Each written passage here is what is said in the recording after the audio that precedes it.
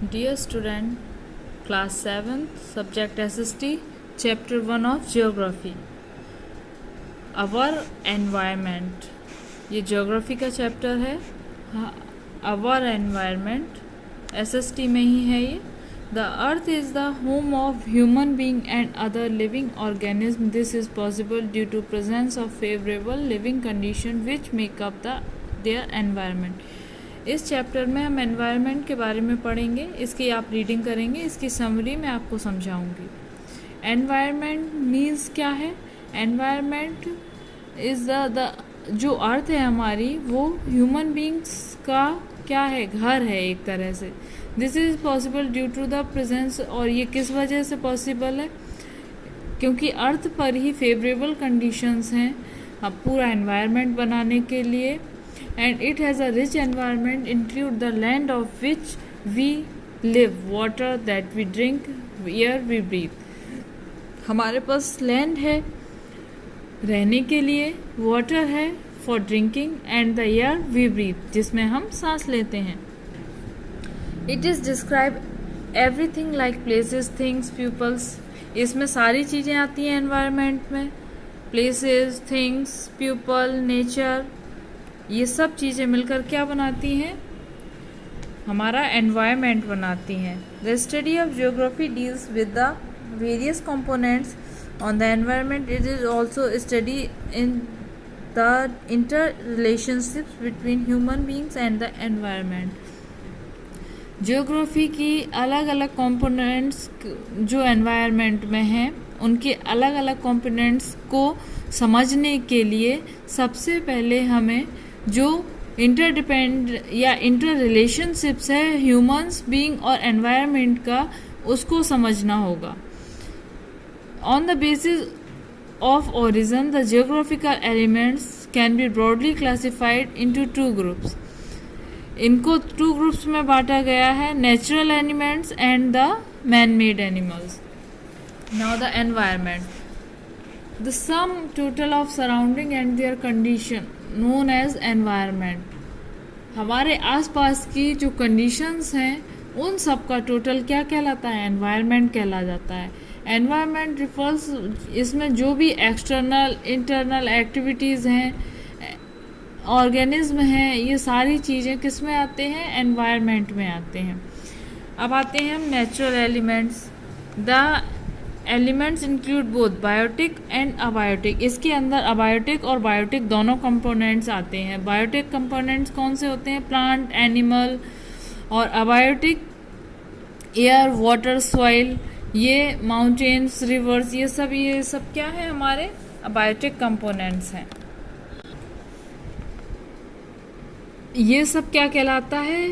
Vegetations हुई हमारी, mountain, rivers. Biotic abiotic components मिलकर एक नेचुरल एनवायरनमेंट बनाते हैं. नेचुरल एनवायरनमेंट में बायोटिक और अबायोटिक दोनों आते हैं. अब हम पढ़ेंगे कि natural environment 4 domains, major domains of the earth से मिलकर जो बना है. Lithosphere, hydrosphere, atmosphere and the biosphere. इनके बारे में डीपली अब मैं बताऊंगी आपको. Lithosphere the rocky solid outermost layer.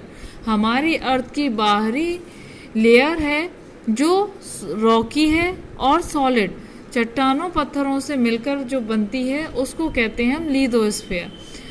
इसमें लिथोस्फीयर का means rocky crust. The lithosphere made mainly rocks, minerals, covered the thin layer soil, various the landforms, mountains, plateaus. इन सब को मिलाकर क्या बनती है? हमारी लिथोस्फीयर बनती है. ये अर्थ के ओशियंस के नीचे भी फ्लोर में होती है और ऊपर भी कई लैंडफॉर्म्स जो हमारी लिथोस्फीयर को बनाते हैं. नेक्स्ट है hydrosphere.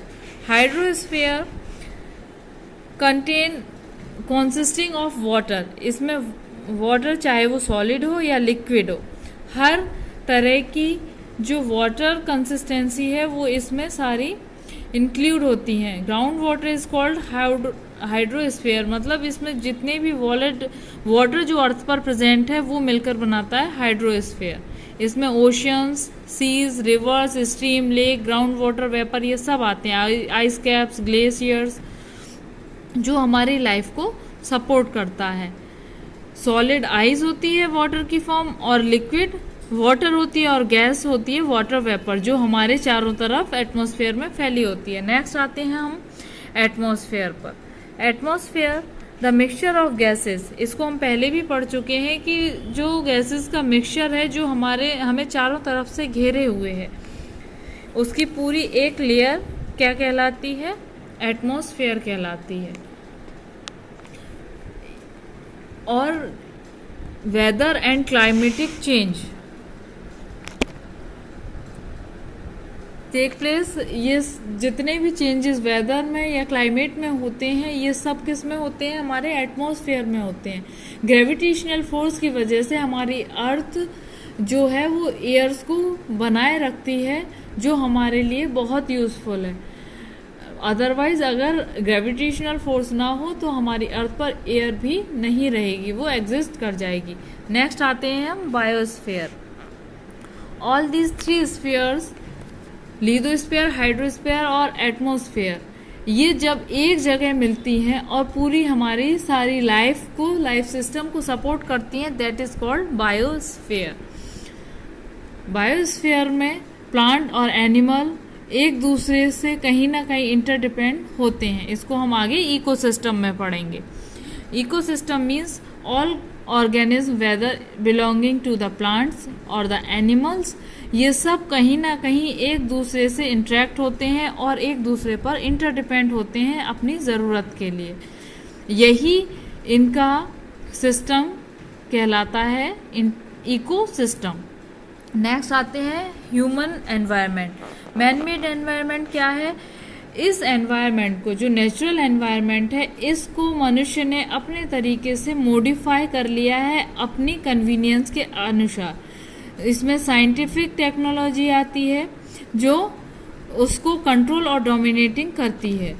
Next, man made elements. Man made elements including the agriculture, industries, settlements means the transport etcetera, ये सब मैन मेड एनवायरनमेंट आते हैं जो हमें सारे एग्रीकल्चर और इंडस्ट्रीज का सेटलमेंट बनाते हैं। नेक्स्ट है हमारा, ये टू टाइप्स के होते हैं। The two types of environment interact the one another, they keep changing place to place, ये अलग अलग चेंज होते रहते हैं। Role of human being in the moulding the environment, जब मनुष्य ने एनवायरनमेंट को अपने अकॉर्डिंग मोड़ा है तो उसके कुछ नुकसान भी हैं। जैसे कि जब ह्यूमन बीइंग ने उसको मोड़ा है, पहले तो मनुष्य क्या करता था, जहाँ पर रिवर्स होती थी उसके किनारे की ज़मीन फर्टाइल होती तो वहीं पर खेती करते थे और वहीं पर अपने जानवरों के साथ रहते थे। धीरे धीरे जब मनुष्य ने पहले खेती करना सीखा, उसके बाद आग का आविष्कार किया, आग के आविष्कार के बाद व्हील का आविष्कार हुआ, यानी पहिए का आविष्कार हुआ, जिसकी वजह से food production, exchanges, surplus goods, इन सब की डिमांड बढ़ गई और हमारे जीवन में प्रगति हो गई, यानी स्पीड आ गई हमारे लाइफ में। उससे हुआ क्या कि लोग एक दूसरे से मिलने लगे और धीरे धीरे चीज़ों का प्रोडक्शन बढ़ गया, कंजप्शन बढ़ गया, कम्युनिकेशन बढ़ गया, फैसिलिटीज़ बढ़ गई और मनुष्य की ज़रूरतें बढ़ गई, जिसके अकॉर्डिंग मनुष्य ने जब एनवायरनमेंट को मोल्ड करना शुरू किया तो उसके कुछ हमें फ़ायदे कम, नुकसान ज़्यादा हुए हैं। जैसे कि पॉल्यूशन बढ़ गया एनवायरनमेंट में। अब पॉल्यूशन आप किसी भी तरीके से ले सकते हो, एयर, वाटर, नॉइज़, ये सबके आविष्कार से क्या हुआ है, पॉल्यूशन बढ़ गया है, जिसकी वजह से हमारी जो प्रकृति है वो खतरे में आ चुकी है, क्योंकि हर चीज़ में बैलेंस की ज़रूरत होती है। अगर हमें एनवायरनमेंट को सही रखना है और ये हमारी आगे आने वाली जनरेशन के लिए भी ऐसा ही रहे, तो इसके लिए हमें इसको कंजर्व करना ज़रूरी है। हमें ज़रूरी है कि इसमें बैलेंस हम बनाए रखें। नेचुरल और ह्यूमंस के बीच अगर बना रहेगा बैलेंस तो ही आगे हमारी जनरेशन सरवाइव कर पाएंगी, अदरवाइज हमारी सिविलाइजेशन नष्ट हो जाएगी।